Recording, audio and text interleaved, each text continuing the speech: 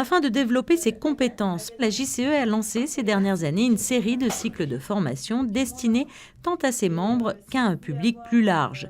Au programme, le leadership, la gestion, le développement personnel ou encore l'entrepreneuriat.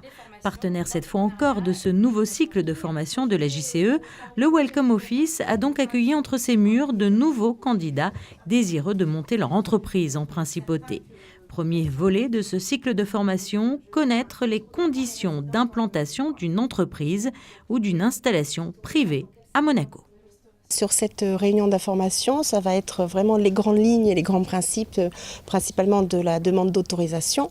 Non, ce n'est pas compliqué, mais il y a des informations précises, des étapes à accomplir, quelques obstacles à éviter ou en tout cas à connaître en amont pour mieux appréhender le processus complet. Accompagner les candidats qui souhaitent créer leur entreprise à Monaco en les épaulant, telle est la volonté de la JCE qui, avec le soutien du Welcome Office, leur donne les clés pour mener à bien la réalisation de leur projet. On a vraiment un petit peu tous les secteurs, on a beaucoup d'innovation. Et innovation, justement, c'est peut-être un peu le leitmotiv de cette année de formation donc, qui commence officiellement ce soir dans le cadre du cycle de création.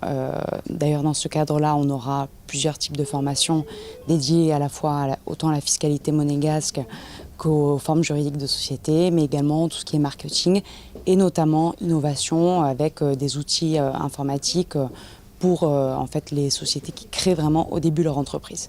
Beaucoup de personnes qui participent à ces formations et se présentent ensuite aux autres projets qui sont co-organisés par la Jeune Chambre économique, comme le Startup Weekend, le concours de création d'entreprise et le Get in the Ring. Donc justement, nous essayons toujours dans cette optique d'accompagnement de leur permettre d'avoir cette première approche un peu pédagogique vers la création d'entreprise, mais ensuite de leur donner vraiment le pouvoir de se lancer dans l'action avec des projets plus précis, des actions plus précises. Prochain rendez-vous de la JCE les 1er et 8 mars avec au programme un concours de création.